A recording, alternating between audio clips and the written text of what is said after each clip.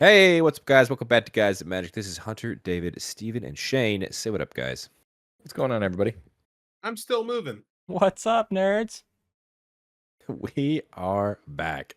That is right. Still talking about Assassin's Creed legendary creatures as if they were a potential commander. That's right. Welcome back to the Commander Grades videos.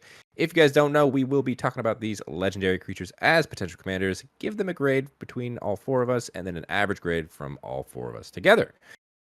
Hit that like button and subscribe to the channel before we get started. So let's go ahead and jump into it with this first one.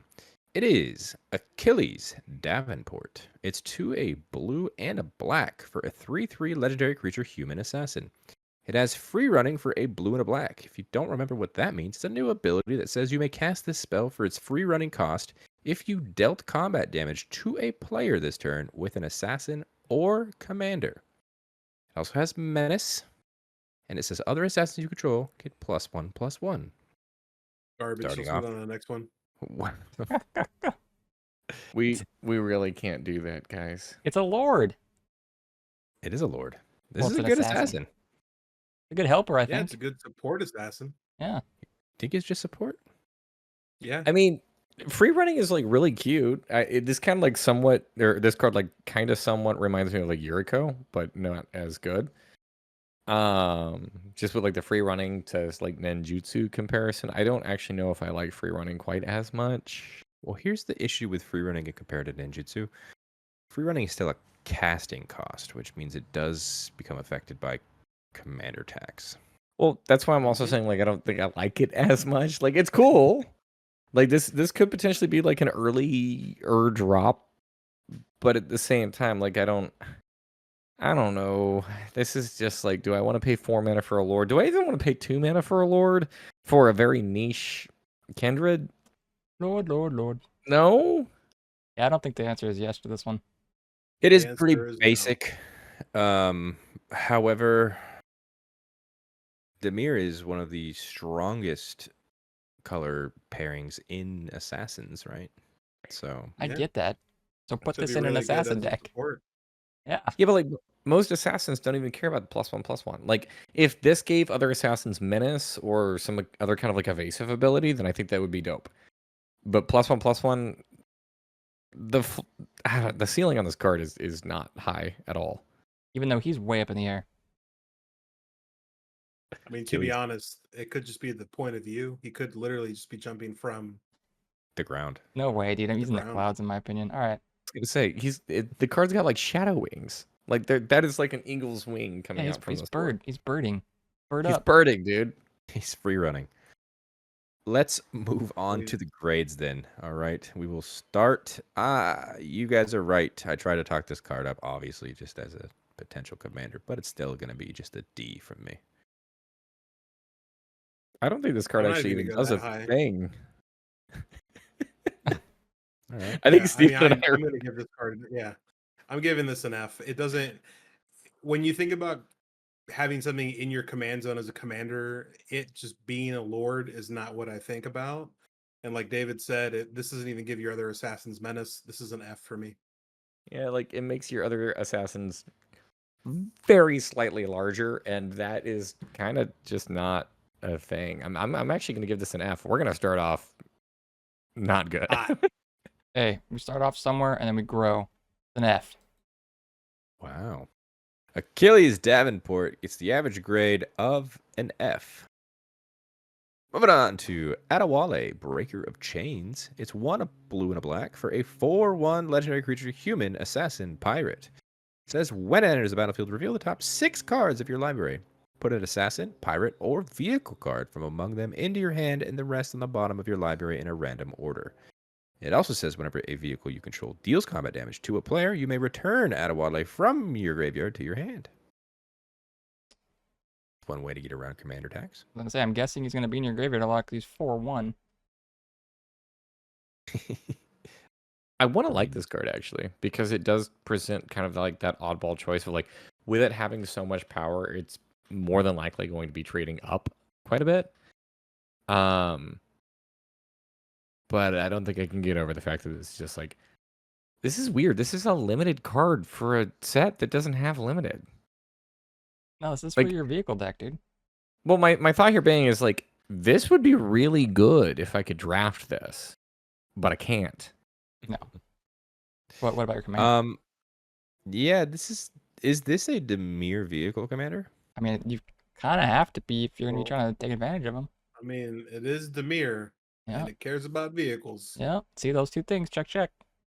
Check, Yeah, but check. I mean, in Demir though, like what vehicles are you playing? Like most of the good vehicles, I don't know. I guess they're either colorless or like a lot of the good vehicles I'm thinking of are like white. A lot of vehicles did come out in this set as well. So True, but I mean, even at that, like the pirate ship that I think was the card that I was most impressed with, at least, is it. So you're still not fitting it into this deck. Like, Yep. I don't know. This is a commander that has the potential to just kind of spend a lot of time in the graveyard and with a lot on ETBs. I love this for limited. I hate this for commander. Well, since there is unlimited, I think Yeah, there's no limited. I guess you could do this at home. You can draft with your friends. You literally can't. There's no commons in these packs. All right, whatever, commander. Yeah, I think it is. There's still plenty of vehicles in Demir. Even then, you don't even need to be vehicles. You can do pirates too. Mhm. However, you are going to be throwing in vehicles if you really want the second clause to go off, obviously. Which I think you want or need for this to be Yeah, it could relevant. be. It could also just be a Demir reanimator type thing. So, I don't know. It is cool. It's cool. I'll give it a it's cool. That's a good stamp What to do you give it. think, Steven, Demir player? as a Demir player, I'm going to go ahead and say no. Fair enough. Fair. Let's go ahead and move on to the grades. We will start with you, Steven. It's better than the last Demir card we just talked about, so I'll give this a D. Yeah, I do think it's better than the last one, and that's why I'm going to a C. This card sometimes cantrips. This is an F. Wow. I was thinking more like Hunter. I think it's kind of like just middle of the road. Could be fun. See. Adewale, Breaker of Chains, gets the average grade of a D. Moving on to Altair Ibn-La'Ahad. It is red, white, and black for a 3/3 legendary creature human assassin. It's got first strike, and it says whenever it attacks, exile up to one target assassin creature card from your graveyard with a memory counter on it. Then, for each creature card you own in exile with a memory counter on it, create a tapped and attacking token that's a copy of it. Exile those tokens at the end of combat. Banger. That seems pretty sick. Does it? If you got some good assassins, you get them for free attacking again. And if they have Yeah. ETBs, they're getting those. I think I have a problem with this set and with a lot of the legendary creatures we're going to talk about because a lot of them obviously care about other assassins. Mhm. And I do feel that the vast majority of assassins we're going to get in Commander are probably also coming from this set. There's not really a whole lot that were printed prior to this point, and a lot of the ones we did have access to, I don't know. I know that black has a fairly decent number, but I know that blue is really like a secondary color, and that's going to be absent here. Well, I'll tell you It's right just now, like- I learned where there's only one white assassin. See, and that's my problem is that like you have to have that critical threshold in order for this card to be good because this is a card that very clearly cares about a very specific creature type, and that creature type is one that's relatively scarce. Like there's not very many games that I play where I'm like, oh, you know what, that happens to be a good card and it's an assassin. And I think that's kind of like the tell of like what makes a good kindred is like whenever you just happen to have like good cards of that kindred. Like, for example, like I feel like merfolk or fairies or like humans are just like some of the ones that are just like, hey, you know what? I could build a human tribal deck and like there's a lot of really good options to go into it. Whereas like I can build an assassin deck and like, is this card good? I'm gonna be looking at cards and questioning whether or not they can even make the 99. True. I mean, Oh. I'm gonna completely disagree. I think that you can have a ton of mono black assassins in this deck as your support pieces. Obviously, we already know there's only the one white assassin. And to be honest, I think that that's more than enough. I think just being able to sprinkle in white and red for, some removal packages or just like some fun discard effects, because red does have a ton of like rummaging, draw to, discard. being able to fill your graveyard, this coming down, having first strike, it's super easy to cast at a low mana cost and having good power and toughness.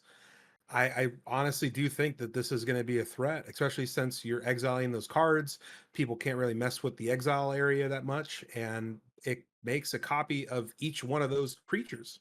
So you just being able to fill your graveyard. And now, granted, I will say the one downside is you are exiling one target assassin when this attacks. So it is a little bit of a slow start, but you are also in, Mardu, and you're able to do things with like Ishin as a good support piece and getting 2 of those attack triggers. I think this is a lot stronger than what you're kind of leading on. I mean, I understand your point and what you're getting at, but I do think this is a very strong threat. If I can jump in here, because you mentioned like Ishin, and I totally get that. This card reminds me of a lot of like Alicia, who smiles at death, or Kalia of the Vast, or even just like the new the new Jeskai energy commander, the one that like you are going to be attacking, and then you're going to be able to make that copy of something. But whenever I think about this, it's like the things that I'm making copies of, I think are probably the least relevant in a deck like this versus any of the other archetypes that I just mentioned. I And don't that's know. kind of my I mean, gripe with this card. I feel like with this set coming out and then old assassins in mono black, I think that there are good support pieces for this deck. I think you being able to fill your deck with cards to help out, like I said, with the red and the white in this color scheme here, are going to be more beneficial. I get where your comparison is. I think that it's a lot stronger than we're leading on. I'm not saying it's stronger by much, because obviously, it does have its fallbacks, but obviously we always talk about building around the commander and we talk about what it can do. And I think it can get out of hand very quickly.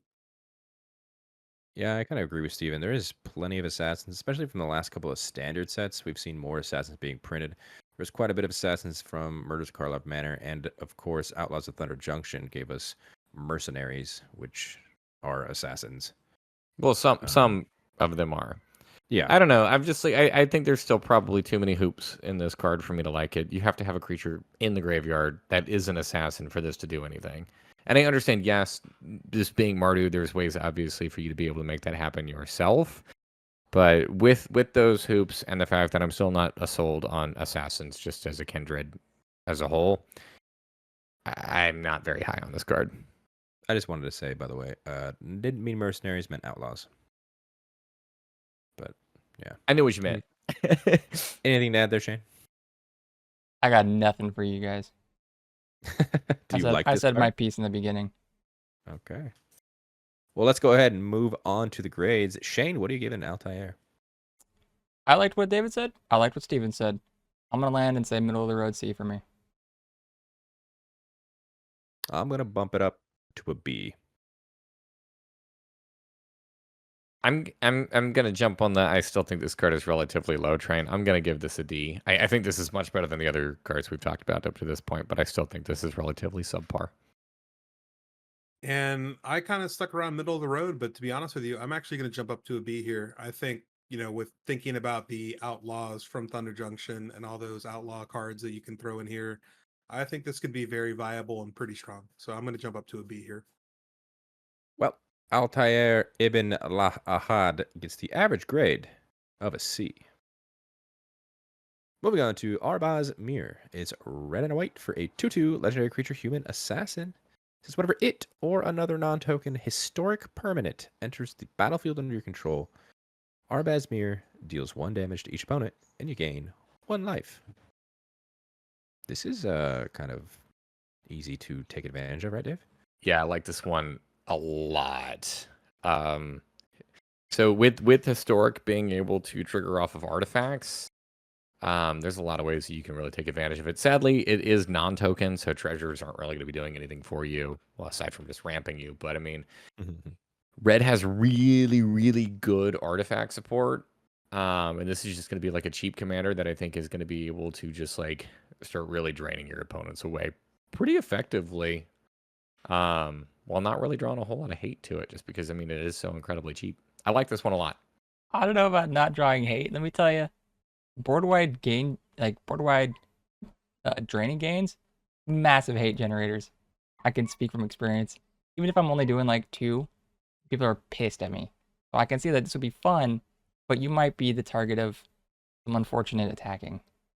See, if I can jump in here, the reason why I say like that mitigated hate is because this is only 2 mana, and this is literally the perfect example of a commander that I never want to path because I Oh, know yeah. that the following turn you're just going to drop it again. Yeah, they'll just attack you. Yeah. I think you can go in kind of 2 directions. You can go the old flicker route because you're in white. I think flickering this over and over could be fun, dealing 1 damage each time. Or you can do the good old Boros equipment manners because that'll trigger this as well. I like those 2 styles. I'm looping artifacts. Do it. Obviously, come on. I mean, sure, this card is interesting. I mean, it does the thing. It does it well. It comes down early. Obviously, historic permanents entering the battlefield is pretty easy. I'm sure there's a way to break this with, I don't know. What's that one card that's pretty easily broken? Sensei's Divining Top, Aetherflux Reservoir. That one card. Yeah. So, I mean, it's fun. Yeah. I mean, it's Boros in a different way that it's not normally played, I feel like. So that to me is kind of fun enough for me to like it more. So that means Hunter hates it. I didn't say I hated it. I gave you 2 kind of ways to take this deck, which I think would be cool. But yeah, let's go ahead and move on to the grades. As the resident Boros player, I am still, however, going to give this a C. I think it's middle of the road. Actually, I just had a brain thought. All of your thoughts come from your brain, but this one specifically was a brain thought.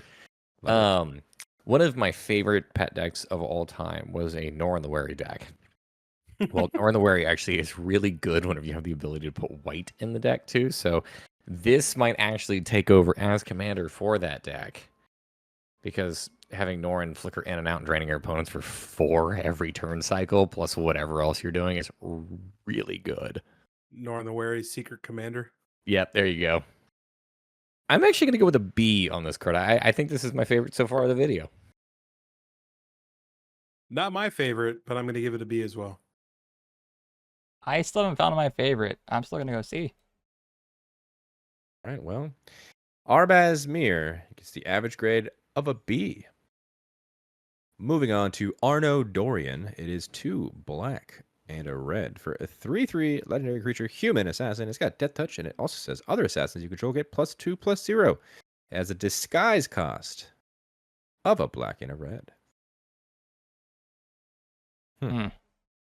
Let's move on to our resident Rakdos player. I'm going to nothing nice to say about this card. I'm going to disguise this, and you're all going to sit around being like, whoa, what is that? Could it be his commander? Could it? I don't know. Could it be your commander? You'll never know. No, this is, I don't know. This is the same thing that I had whenever I talked about Achilles. Cares about assassins. I personally don't think that it's there. Rakdos is cool. I don't care about a 4-mana 3/3 with Death Touch. At this point, it's too small for its mana value to be impactful. No, I don't like this card at all. Hey, but it's a super lord. No, it's not. It doesn't pump the toughness. So it's Okay. like, sure, I can hit harder, but my things die just as easily. That's true. I don't That's a think lord. a lord. I don't think you get to take advantage It's of just low. what this card wants to do if you use it as a commander, like David mentioned. The thing is, like, you disguise it and then flip it as death touch, but you're not going to catch anyone off guard with that. So it's like, why play this as a commander?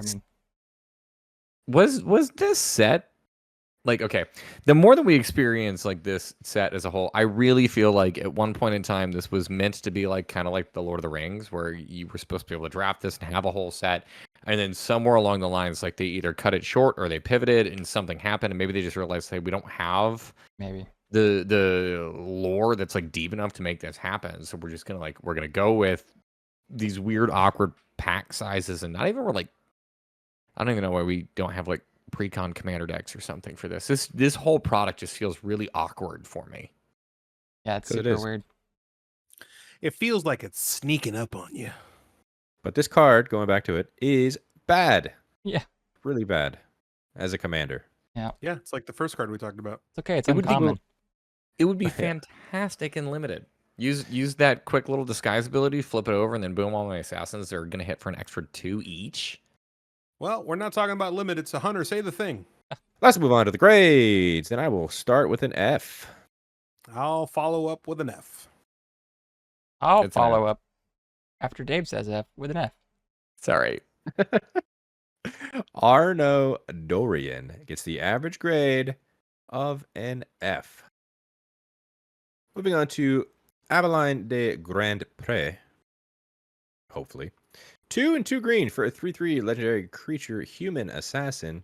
Got Death Touch. It says whenever a creature you control with Death Touch deals combat damage to a player, put that many +1/+1 counters on that creature. It also has a disguise cost of a black and a green, which means that's the color identity. So, Golgari.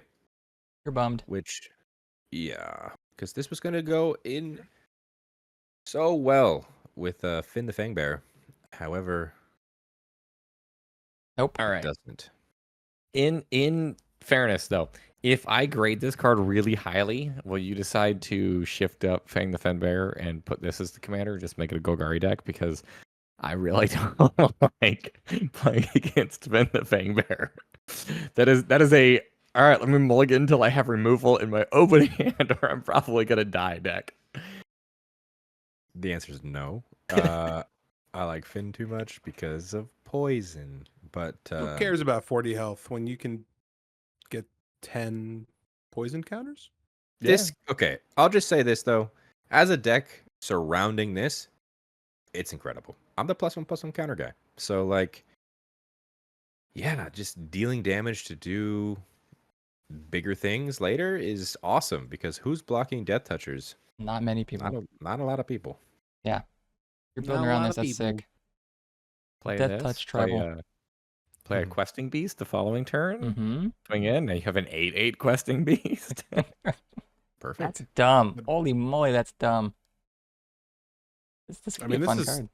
This is fantastic as a card. Yeah. I really do love this so much. Did we come across a card from this set that we actually all like? Yeah, look at I that. think there's a lot. I mean, well, David's here now, so obviously we don't all like all these cards, but Yes, this is a Somebody- good card. Somebody's got to bring y'all back down to earth. I do like this card a lot. Well, I think we're all in agreement that we're building Death Touch Tribal. No, no. Yeah, 100%. I'm not going to scoop that low. I'll leave that for one of y'all. Actually, let us know down in the comments. What would you rather play against? Death Touch Tribal with +1/+1 counters, or in the finger. land destruction? Oh, Yeah. yeah. All right. I think we're all on board. There's nothing much more to say about this card, so let's just go ahead and move on to the grades. I will kick us off. I do like this card a lot. But I'm still, for whatever reason, I'm going to stick with a B. Well, it's Just not for because you're some salty. whatever reason. It's just easily removed, and then it kind of doesn't really do much. But the creatures it leaves behind will do much. So I actually think I'm going to give this an A, to be honest with you. Green has a solid protection package now with being able to give things hexproof. So, I mean, I actually do really like this. I'm going to give this an A. I don't know if it's now. It's always had solid protection. It has gotten a lot of new toys over the last couple of years.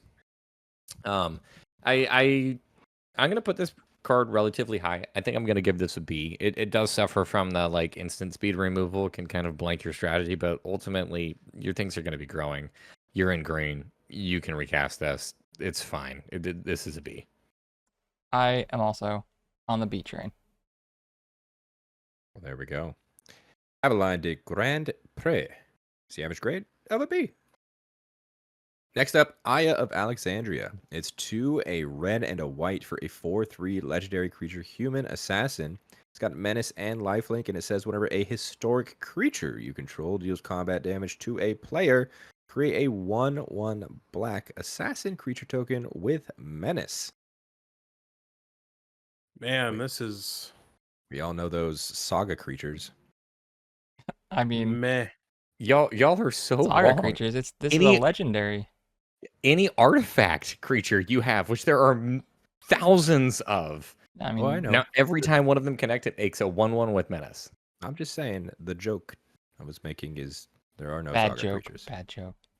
David, Not this is yet. my assassin kindred deck. This will be the only assassin in the deck.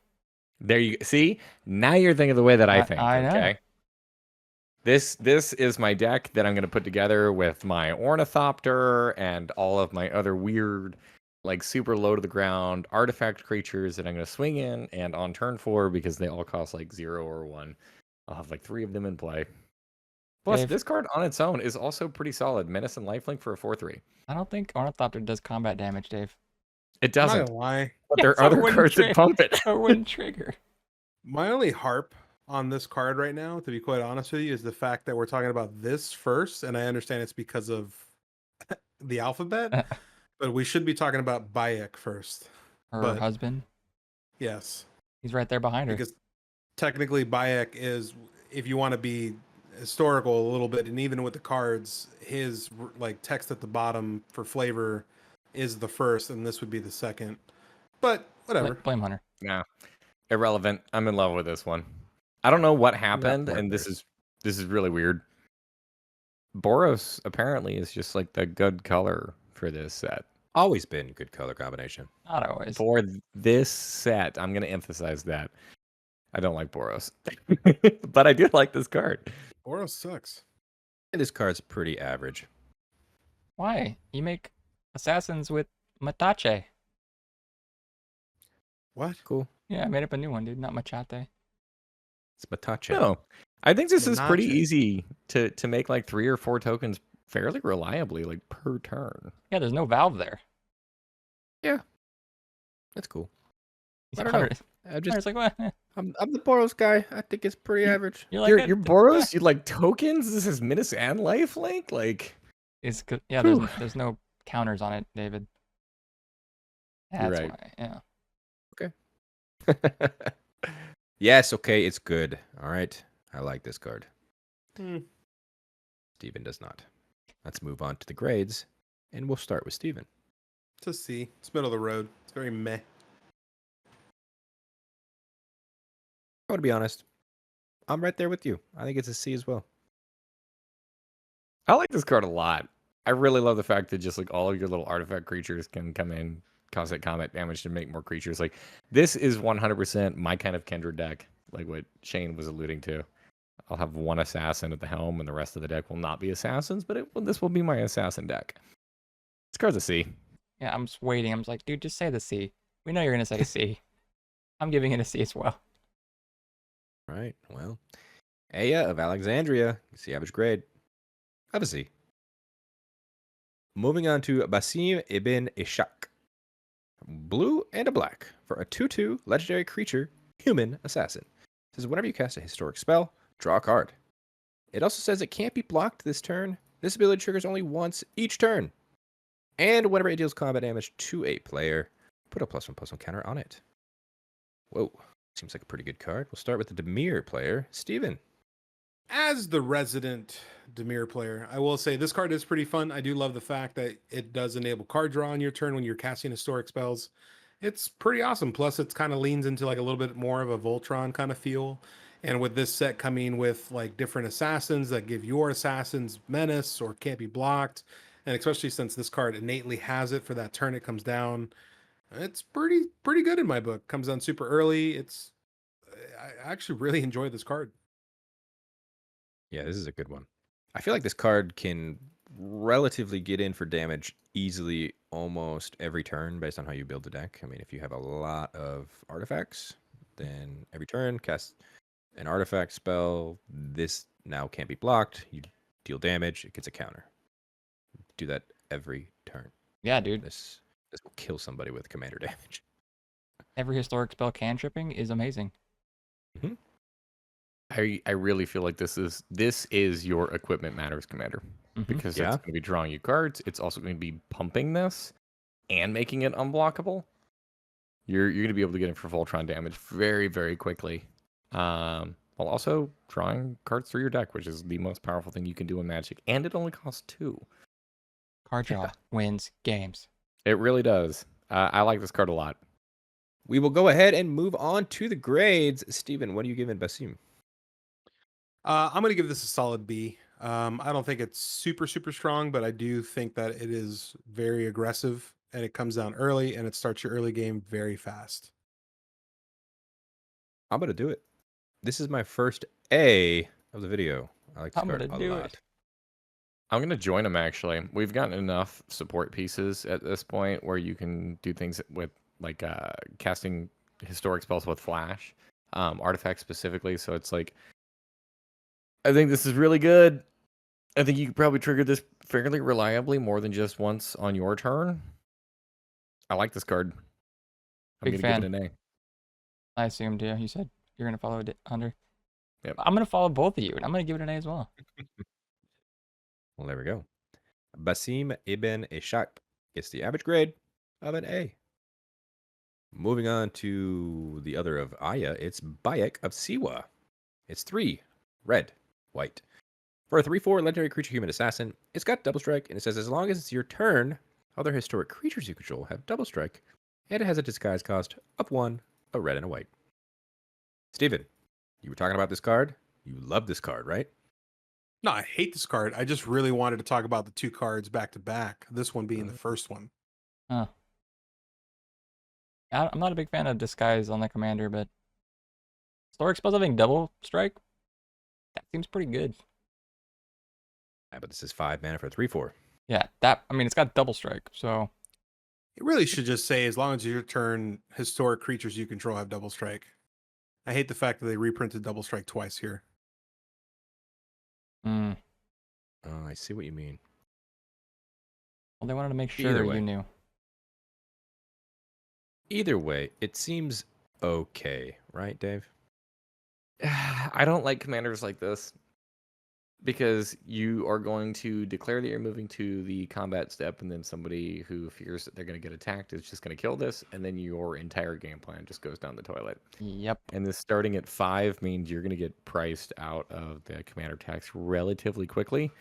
This is a deck that I feel like if the opponent can accurately predict like who you are going to or like who you're going to target, which is not really all that difficult to do, you can find yourself in a game where you just don't do anything at all.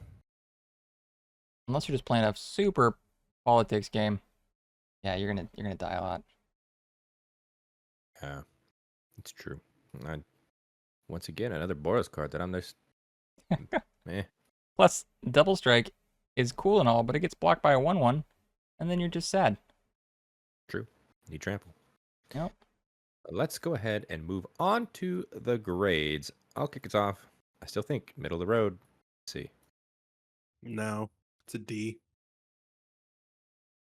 I'll give it a C. It hits hard when it's alive. Yeah, my gut though was going towards a D like Steven, so I'm gonna give it a D. Well, Bayek of Siwa gets the average grade of a C. Moving on to a real life historical figure. It's Cleopatra, exiled Pharaoh. 2, a black and a green for a 2/4 legendary creature, human noble. It's got allies, which means at the beginning of your end step, put a +1/+1 counter on each of up to 2 other target legendary creatures. And it has betrayal, which means whenever a legendary creature with counters on it dies, draw a card for each counter on it. You lose 2 life. I actually built this deck. It's on our channel right now. Check the description for that video on the deck tech. Because I am the counter guy, this deck was super cool. When I first saw this card, I was like, okay, we're playing with legendaries and counters. And my favorite thing is that whenever a legendary creature with counters on it dies, it doesn't even have to be yours. You draw that many cards for each counter on it. So if someone else at the table has counters on a creature, kill that creature. Or if that creature just dies from somebody else, you draw cards. Pretty cool. Yeah, it's got card draw, dude. You love it. Yeah, I love it just because it could also be very politicky as well. I mean, it doesn't say it has to be creatures you control, so you can really just add counters to other players' creatures. Mm-hmm. The flavor text there, know thy enemies as thy kin, kind of adds to that kind of, politicky as well.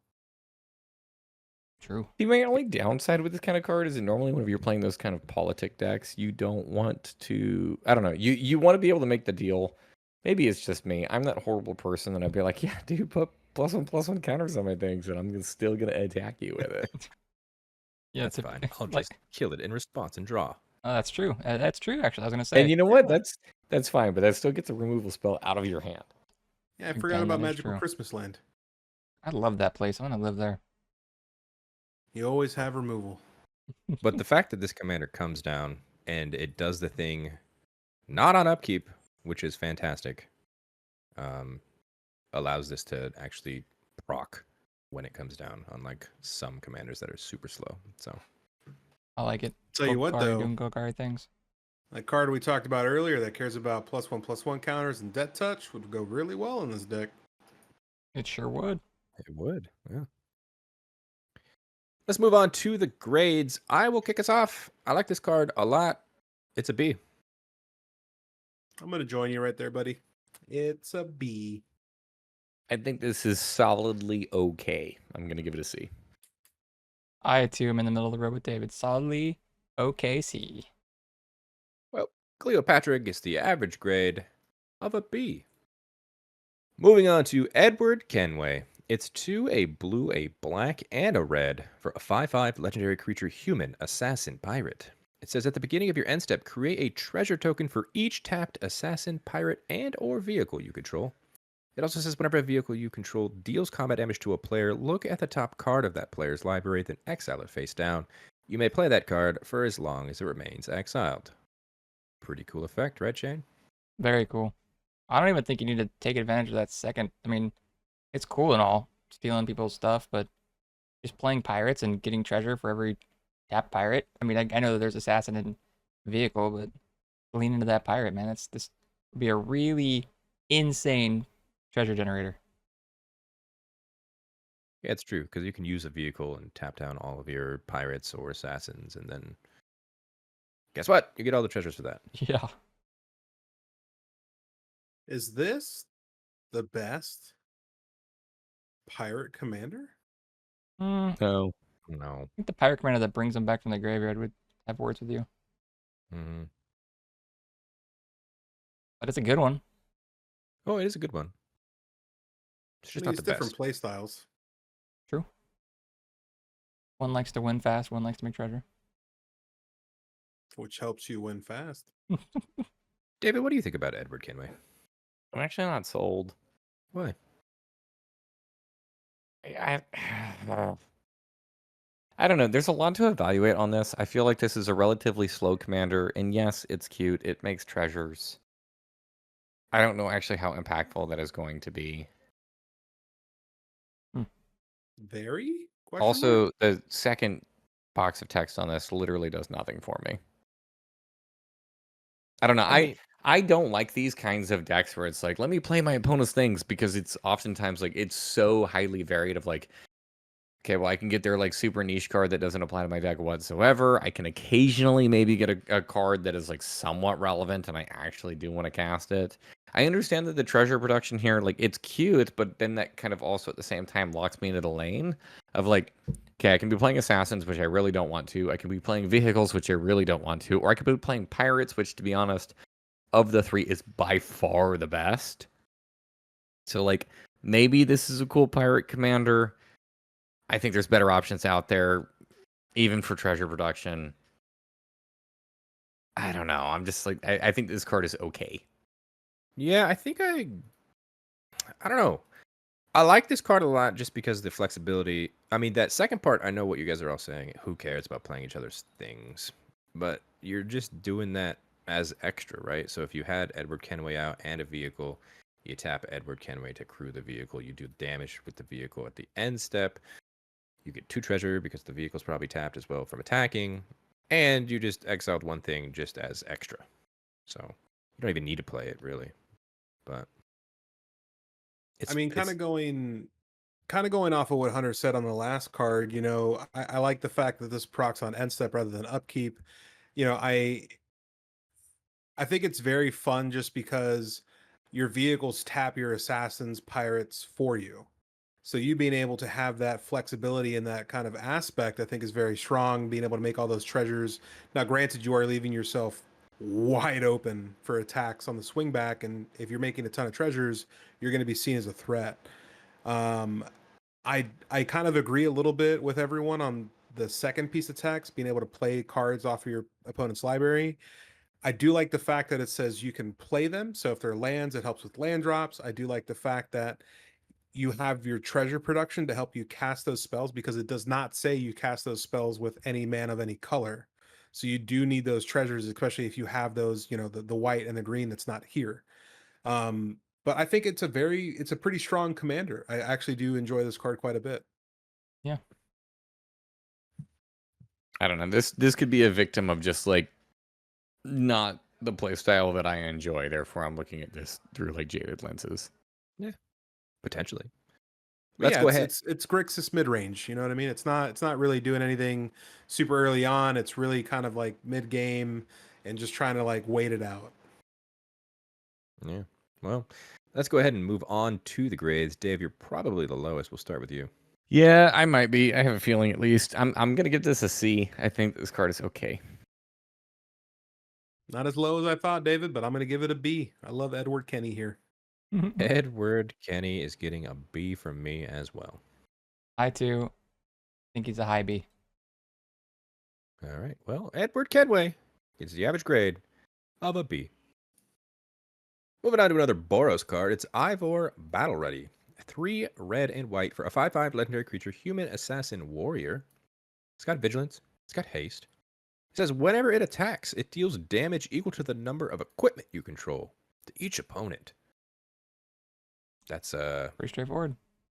that's good. Yeah, this is from a that's good. starter deck that you can pick up. Yeah. And yeah, dealing damage equal to the number of equipment to each opponent is really good. Yeah, that's like 3 damage.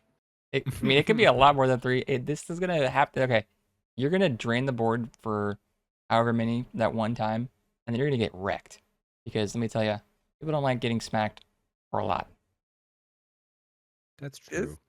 This is a starter deck Oh, I understand. It is. for a reason. I still think it's strong. Good. I think it's pretty strong, dude. Yeah, equipment manners in Boros is good. I think it's good. Yeah. So let me get this straight. Out of curiosity, just let me go ahead and put my pieces together, and maybe you can convince me otherwise. Because the way that I have this in my mind is, I'm going to spend turns 1 through 4 on my ramp / setup, like play maybe 1 or 2 artifact equipment package. Mm-hmm. So whenever this thing does come down, and it's not equipped, because I'm assuming that I'm gonna be swinging with this right away. Yep. I'm gonna hit my opponent for like maybe 2, maybe 3. I mean, that's the beauty of it. You don't have to equip. Like, you just cast all your equipment.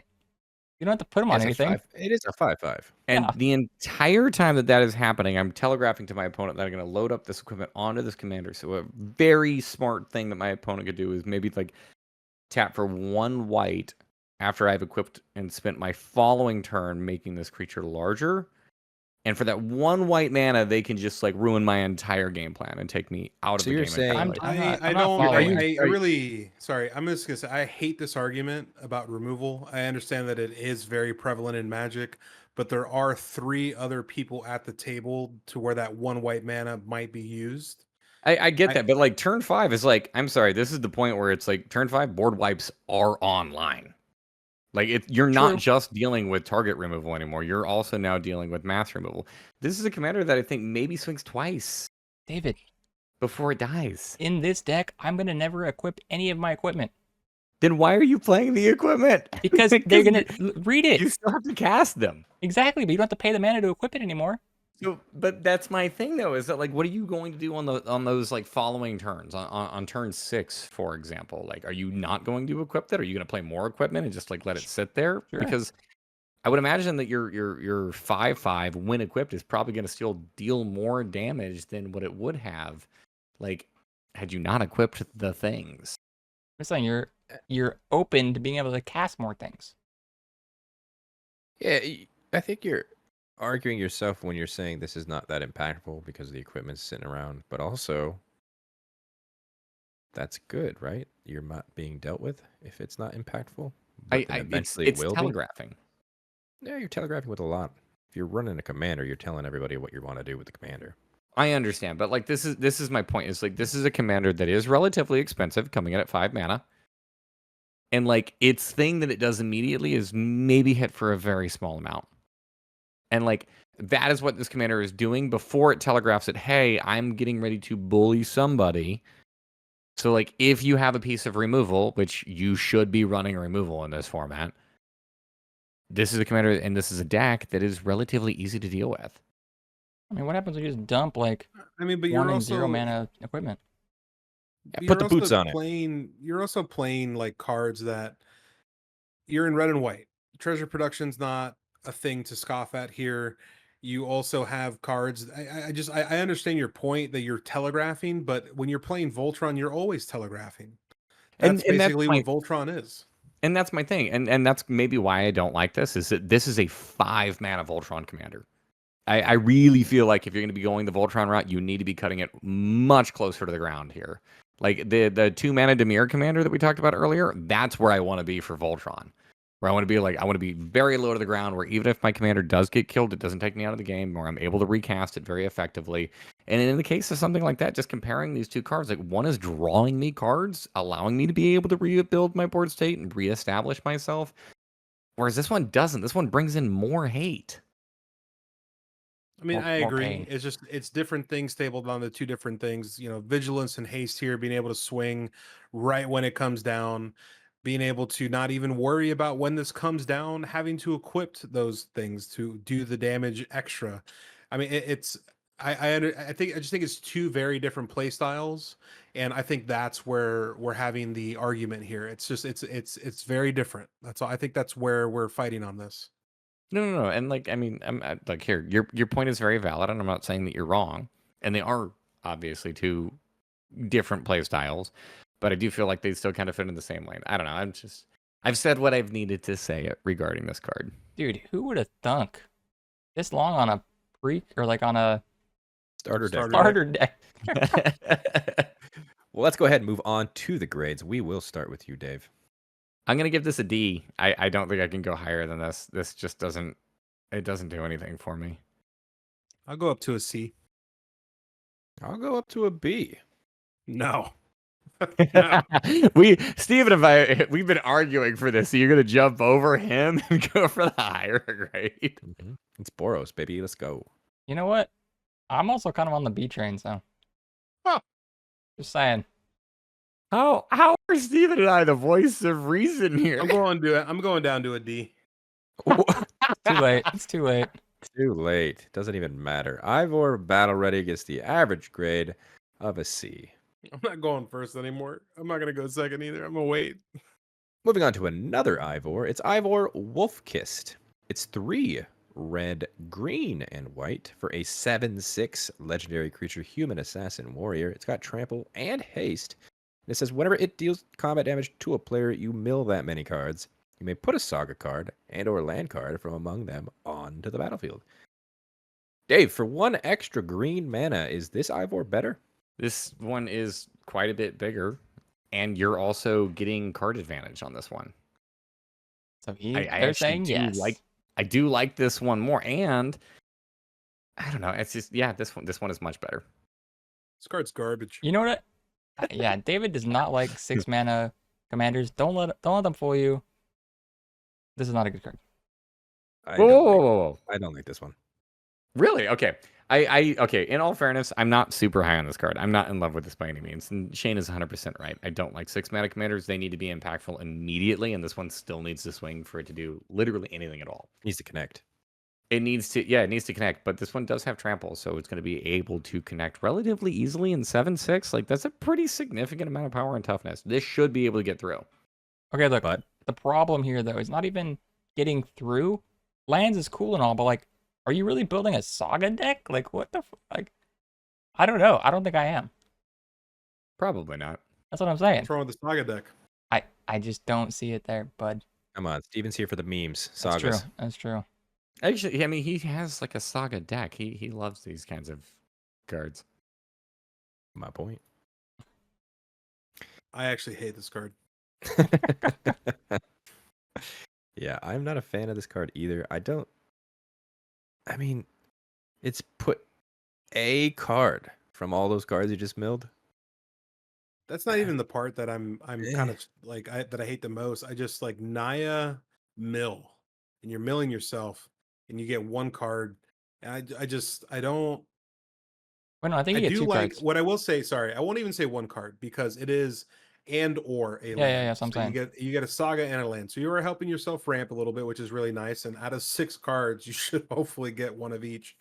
But at what point, like, are you just putting a shuffle Titan in your deck at that point to try and make sure that you don't really deck yourself? Are you putting something that shuffles your graveyard back in, like Gaia's Blessing? Like it just There's so many options that I don't think that's going to be a threat. You put one Eldrazi Titan in here, and your deck is fine. You'll never mill yourself out.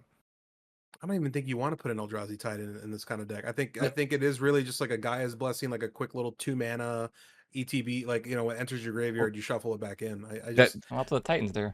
yeah, that being Well, my I know. I'm point. It's like you're not I'm going to cast saying. it. It's just going to hit the graveyard, and it'll shuffle your graveyard back in. I don't.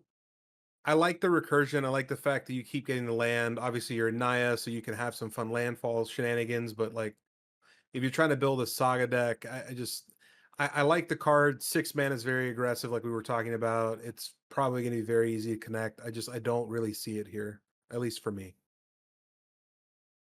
Let's move on to the grades for Eivor Wolf-Kissed. I'll kick us off. This one is a D.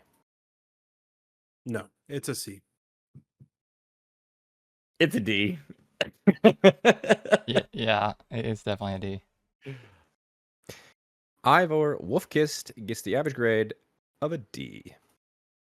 And the final card we're talking about today is not actually a card, but two, because it is a partner pairing. It's Evie Frye and Jacob Frye. Evie Frye is 1 and a blue for a 2/1 legendary creature human assassin. Says partner with Jacob Frye. Has an ability to pay 1, tap it, draw a card, then discard a card. When you discard a creature card this way, target creature you control can't be blocked this turn. Jacob Frye is 2 and a black for a 3/2 legendary creature human assassin. Says partner with Evie Frye. And whenever 1 or more assassins you control deal combat damage to a player, exile up to 1 target assassin card or card with free running from your graveyard. If you do copy it, you may cast a copy. Wow. Card draw. It's an interesting partner pairing. Interesting engine. You gotta be You just have discarding to- and That's a lot of mana. yeah, it's a lot. I mean, it's you gotta move the train, man. I didn't actually 'Cause there's a mean train in the Yeah, I picture? didn't. Yeah, that was not on purpose. We got to move the train. You're pushing the train. Yeah, you gotta just. How about the engine? So the thing you could do, obviously, is you do the thing with Evie. You make Jacob unblockable. The thing that you discarded is now coming back, right? Assuming that it is an assassin or also has free running and you can cast it, because you still have to pay for it. Yeah. 'Cause we know free running is brand new just as a set, so it's very specific. But it's funny because pretty much all the free running cards are assassins. Yeah, it's a little redundant. There are some sorceries that have free running though. So But isn't free running like if an assassin connects? Right. yes. So you're probably doing this after combat damage, I would imagine. If you're Well, casting it's it for just the free saying running. you're just casting it. Period. Oh, right? okay. Cast a copy. So I don't know if you could cast it for the free running cost Got it, because got you it, got just it. did damage with Jacob Frye, who is your commander, who is also an assassin. So Yeah. So here's my issue with this. Okay. This is going to get expensive quickly because they both kind of want each other to help each other out, and you just remove one, kind of fucks up the other one, and essentially you're just in this limbo of having to recast both over and over and over again. Whereas if you just have one commander, you just have to worry about one commander tax. Here, you essentially have to think about paying 4 commander tax every time, basically, sometimes. Basically, sometimes every time. Yeah. So I mean, I like the two. I see they both work very well together, but I really hate that fact. yeah, I will add on here. I would probably play these still as a commander pairing, and I don't think I would ever actually cast Jacob. really. I think that Evie is much better of the two to be able to just like filter things into your graveyard, and then also being able to give a creature you control unblockable. That's a way for you to be able to guarantee that you're going to be able to push damage through. Also, in Dimir, there's tons of ways for you to be able to abuse the graveyard. I don't care about assassins or free running at all, so I just think that Jacob is here for the black pip. Evie is my commander of the two. And I know that like I'm running both. They have commander, but like I'm never casting Jacob. I think I'm really, and sometimes I hate saying this, but I'm really in agreement with you there, David. I think it's kind of like when the commander, or not a commander, when the Baldur's Gate cards came out and you had those backgrounds you could choose. I think it's kind of like that, where you really wanted like this one card, but it really worked really well with another color pip. You could just add a background and then boom, you had that color pairing you really wanted. And I think having Dimir, especially when you're pitching cards into your graveyard, you can play Reanimator with this. I think it's super strong. I agree with that as well. Yep. Look at us. If you drop Jacob, this partner gets really good. I think he might have just created a monster because now I'm thinking in Dimir and giving things unblockable, I'll just build Infect. You can. You could. Yeah. Yeah, that's one way to do it. Granted, you do have to continuously have a creature card discarded. That's true. It's a good But- thing you are in very good color combinations to just like draw a ton of cards. Or just bring things back to your hand from the graveyard. Yeah. Let's move on to the grades. That was a good revelation you had there, Dave. What do you think? If you play them with mainly just Evie and the Black Pip, I'm gonna give him a B. You play it however you I'm want. gonna have to agree with you. You've convinced me enough to go ahead and give this a B because of that reason. Like that's basically Jacob is there just in case you don't have anything to do on your turn. Wow. Yep. What a way to end this video. A B. Well, that's a good thing, right? If we're on a high note. 'Cause I'm also on the B Yeah, train. but are we happy that we agree with David? God, No. I'm not happy whenever I agree with myself. Well, the partner pairing of Evie Frye and Jacob Frye gets the average grade of a B. And that is going to do it for us today. If you guys liked that video, hit that like button, subscribe to the channel if you haven't done so already. Stay tuned. We have part 2 of the multicolored legendaries from Assassin's Creed coming very shortly after this video. If you guys wanted to check out all of our social media accounts, check the links in the description for TikTok, Twitter, and Instagram. That's at Guys That Magic for each one. Follow us on those as well. Also, comment down below. Did you guys agree with these grades? Maybe you disagreed. Maybe you open our eyes like David did with Jacob and Evie Frye. That'd be pretty cool. Always interested to hear what you guys have to say. On the screen right now, that's right, those are all of our Patreon subscribers. Thank you guys so much for your added support. It really does mean the world to us.